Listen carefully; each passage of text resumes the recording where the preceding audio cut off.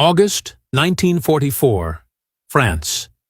The German High Command was in a cold sweat.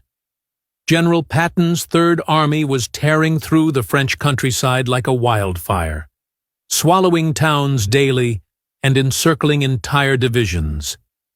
This relentless American surge threatened to unravel their entire defensive line. In a desperate gamble, they deployed their most feared weapon, the Tigers. 72 of Germany's heavy tanks, renowned for their nearly impenetrable armor and a gun that outmatched anything on the battlefield, were hurled directly into Patton's path. On paper, each Tiger was a one-tank wrecking crew capable of obliterating multiple American Shermans before taking a hit.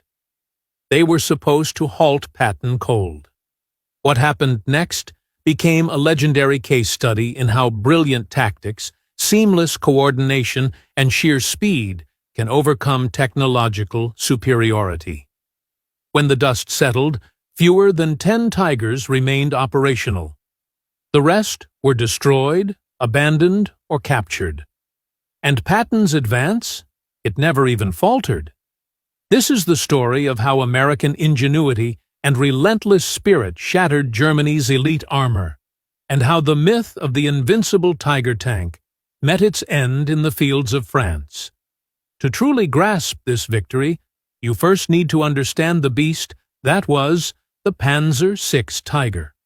This wasn't just a tank, it was a 56-ton steel leviathan. Its frontal armor was so thick that most Allied anti-tank rounds simply bounced off.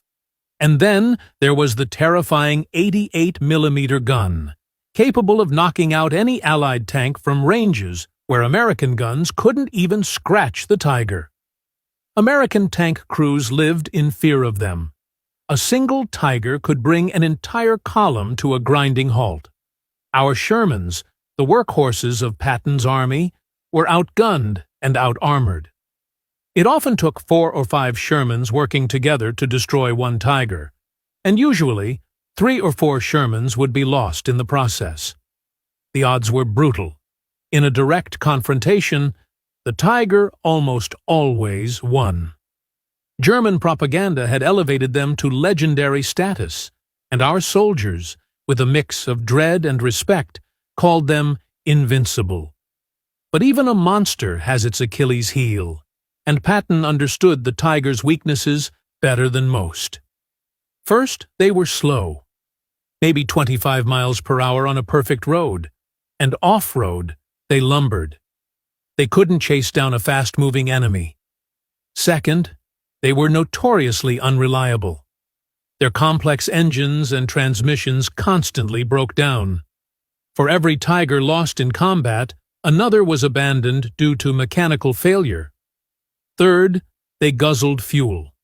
Getting less than a mile per gallon, and with Germany facing severe fuel shortages in 1944, many Tigers ran dry before they even saw battle. Most importantly, Tigers excelled in defensive positions. Hunkered down, firing from long range, their advantages were overwhelming. But force them to maneuver, attack, or react quickly, and their limitations became glaring. The Germans knew all this, but by August 1944, they were desperate.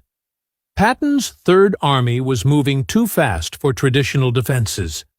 They needed a superweapon, something to stop the American armor in its tracks. So, they committed nearly a full battalion of Tigers, 72 tanks, to block Patton's advance. It should have worked. It should have at least slowed him down. It didn't.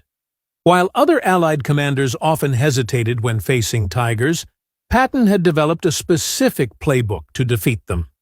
He'd meticulously studied German tank doctrine, knowing that Tigers, despite their power, were inflexible. He knew they relied on long-range firepower and heavy armor, and he'd figured out how to strip away those advantages.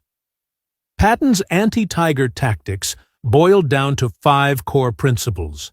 First, never fight on their terms. Tigers wanted long-range duels where their gun and armor ruled, so deny them that fight. use terrain, smoke, and aggressive maneuver to close the distance or attack from angles where their armor was weaker. Second, always use combined arms. Tigers were almost invulnerable to other tanks head-on, but they were vulnerable to artillery, air support, and infantry with anti-tank weapons. Coordinate everything. Overwhelm them with threats from every direction. Third, attack their supply lines. Tigers were fuel-hungry, ammo-hungry, and maintenance nightmares. Find their fuel dumps, bomb their convoys, force them to move, and they'd break down on their own. Fourth, never stop moving. Tigers were defensive weapons. If you stayed put, they'd find you and destroy you at range. But by constantly advancing, keeping them off balance, forcing them to reposition, their mechanical weaknesses would do half the work for you. Fifth, accept casualties. This was a harsh truth Patton embraced that others shied away from. Yes, fighting tigers would cost American tanks and lives, but hesitating cost time, and time allowed the Germans to build better defenses. Better to take losses and keep pushing than to stop and give the enemy a chance to regroup. Patton drilled these principles into his commanders relentlessly. Tank commanders were ordered never to retreat when they encountered tigers. Artillery officers were expected to unleash fire within minutes of a tiger sighting. Fighter-bomber pilots were given top priority for anti-tank missions. The result was that Patton's Third Army didn't just fight tigers differently, they hunted them. In late August 1944, the specific location is less important than the unfolding drama. German intelligence had pinpointed where Patton's forces were headed and positioned their tigers in classic defensive setups. Hull down behind terrain, guns zeroed in on open fields where American armor would have to advance. It was textbook heavy armor deployment. American tanks would be forced across open ground, annihilated at long range, and the advance would stall. The Germans would buy precious time to establish a new defensive line. That was the plan.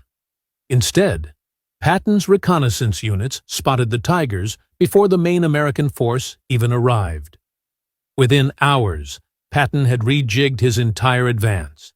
Multiple columns, new routes, relentless movement.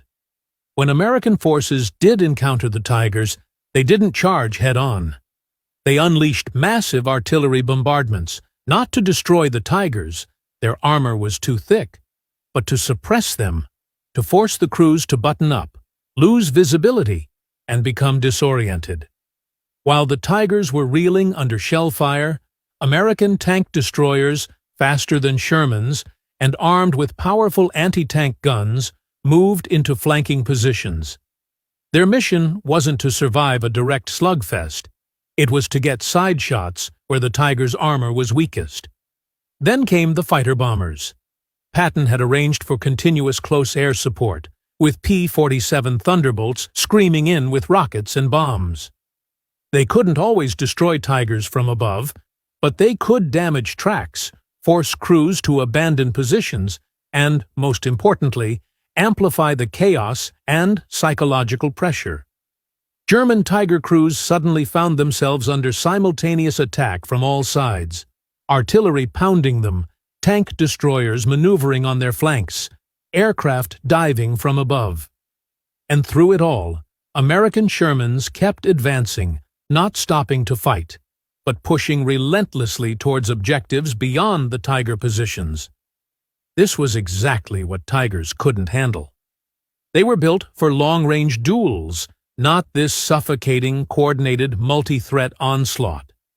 The first Tigers didn't fall in glorious tank-on-tank duels, but to their mundane vulnerabilities. One Tiger threw a track trying to reposition under artillery fire. Immobilized, the crew abandoned it before American forces even got close. Another Tiger ran out of fuel. Its supply convoy had been obliterated by Patton's fighter bombers 20 miles back. The crew tried to tow it with another Tiger. Both broke down. Both were abandoned. 3 Tigers were taken out by tank destroyers that had flanked their positions while the Tigers were preoccupied engaging Shermans to their front. Side armor penetrated, ammunition detonated, catastrophic kills. 2 Tigers were hit by P-47 rockets. One had its track destroyed and was abandoned.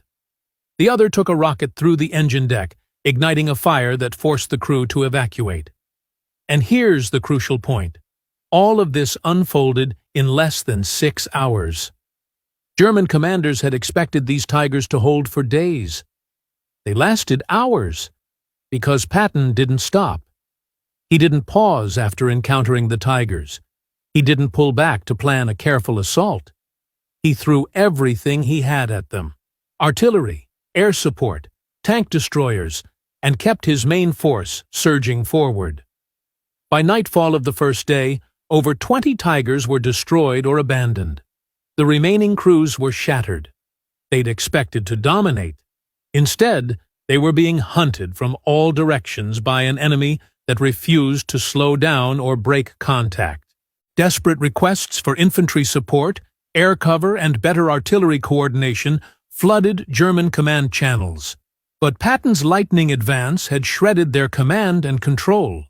Requests were delayed or simply never answered. Tigers, meant to be the centerpiece of a coordinated defense, found themselves fighting isolated, unsupported battles. The second day was worse. American forces had pinpointed the remaining Tiger positions. Artillery hammered them before dawn. Tank destroyers slipped into ambush positions under the cover of darkness. When the Tigers tried to reposition at first light, they were already caught in a trap. More Tigers succumbed to mechanical breakdowns. The constant movement, the stress on crews, the lack of proper maintenance facilities. It all took a devastating toll. Tigers that could have fought effectively from prepared positions simply broke down while moving. By the end of the second day, German commanders knew the Tiger deployment was a catastrophic failure. Not because Tigers were bad tanks, they were magnificent machines, but because Patton's tactics and relentless tempo had turned their strengths into fatal weaknesses. By the third day, German commanders ordered the surviving Tigers to withdraw. But retreating, Tigers faced the same problems that had destroyed them in combat. They were slow. American forces were faster. Tigers trying to pull back were caught by pursuing tank destroyers and picked off from behind, where their armor was thinnest. They desperately needed fuel, but supply lines were in chaos. Some Tigers ran out of gas during the retreat and were deliberately blown up by their own crews to prevent capture. They continued to break down. The mechanical strain of combat and rapid repositioning caused transmission failures, engine problems, and broken tracks. Disabled Tigers littered the retreat routes, and through it all, Patton's forces never let up. American artillery pounded every known retreat route. Fighter bombers strafed German columns. Tank destroyers harassed the flanks of any German force attempting to establish a rearguard. This was Patton's doctrine in full effect. Never let the enemy recover. Never give them time to regroup. Push constantly. Keep the pressure on. Make retreat as costly as defense. A German officer captured during the battle later told interrogators, "We expected a battle. What we got was a pursuit. Your forces never stopped long enough for us to establish a defensive position." That was the genius of Patton's approach. He understood that Tigers were most dangerous when static and prepared. So, he made sure they were never static, never prepared, always reacting, always under pressure. By the time the few surviving Tigers managed to withdraw beyond Patton's immediate area of operations, the accounting was devastating. Of the 72 Tigers committed to stop Patton's advance, fewer than 10 were still operational. The rest were destroyed in combat, abandoned due to mechanical failure, captured by American forces, or blown up by their own crews to prevent capture. The road ahead of Patton's Third Army lay wide open. The superweapon that was supposed to stop him hadn't even slowed him down. So, what went wrong? How did Germany's most feared weapon fail so completely? The answer reveals fundamental truths about warfare that transcend World War II. Superior technology doesn't guarantee victory. Tigers were technically superior to Shermans in almost every specification. But warfare isn't a technical competition. It's about systems, tactics, and execution.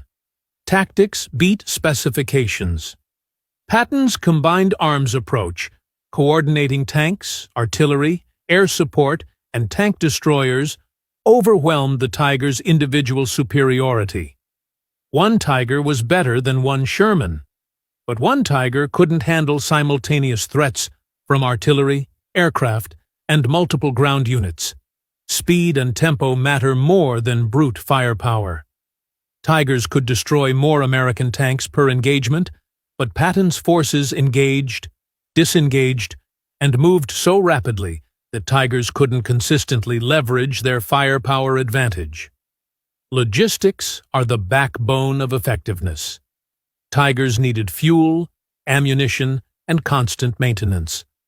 Patton's advance disrupted German supply lines so thoroughly that many Tigers became useless, not because they were destroyed, but because they couldn't be supported.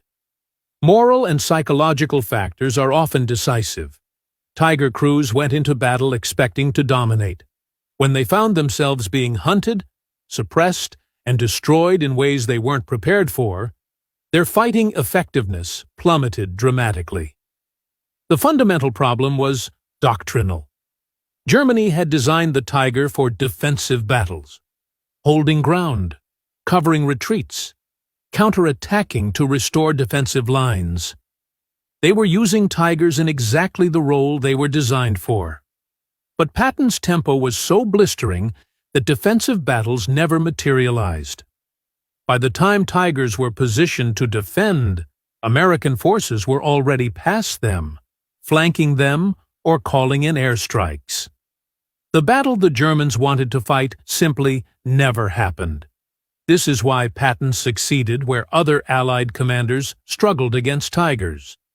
Other commanders fought the battle the Tigers were designed for: methodical advances, tank versus tank duels, set-piece engagements. Patton refused to fight that battle. He fought a battle of movement, combined arms, and relentless pressure. A battle where the Tigers' vaunted advantages simply didn't matter, and its weaknesses became fatal. After the battle, American intelligence officers interviewed captured German tank crews. Their assessments were remarkably consistent. They hadn't been defeated by better tanks. Our Shermans were still inferior in a direct fight. They'd been defeated by better tactics and better coordination. One German tank commander famously remarked, "We never fought the same enemy twice. First artillery, then aircraft, then tank destroyers, then infantry." He continued, "By the time we oriented to one threat, two more appeared. We could not fight effectively when everything was happening at once." That was Patton's doctrine. Everything at once, all the time, never stopping. The destruction of the Tiger Battalion had strategic implications far beyond just the tactical defeat. German High Command had thrown their best armor at Patton, and it had failed utterly. This shattered any illusions that superweapons could compensate for American material and tactical advantages. It also cemented Patton's fearsome reputation among German commanders. They already respected his speed and aggression. Now they feared his uncanny ability to neutralize their most formidable weapons.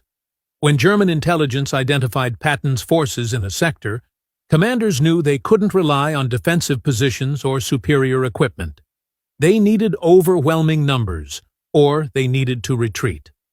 For American forces, the battle proved conclusively that Tigers could be beaten. Not easily, not without cost, but consistently, if you employed the right tactics and maintained an aggressive tempo. American crews who had once been terrified of Tigers learned they could win. Not through better tanks, the Sherman never became the equal of the Tiger, but through better employment, better coordination, and better leadership. 72 Tigers, Germany's superweapon, rushed to halt Patton's advance. Fewer than 10 survived. This wasn't a miracle. It wasn't luck. It was the direct result of superior tactics, impeccable coordination, and a commander who truly understood that speed and pressure could defeat even the most advanced technology. The Tigers failed not because they were bad tanks. They were truly excellent machines. They failed because they were used in a battle they weren't designed for, against a commander who flat out refused to fight on their terms. Patton's lesson is timeless. When facing a technologically superior enemy, don't fight them where they're strong. Change the nature of the battle. Use speed, coordination, and relentless pressure to create situations where their advantages become irrelevant. The Germans sent their best weapons to stop Patton. What they discovered was that the best weapons in the world don't matter if your enemy won't let you use them effectively. The road ahead lay wide open, and General Patton never looked back.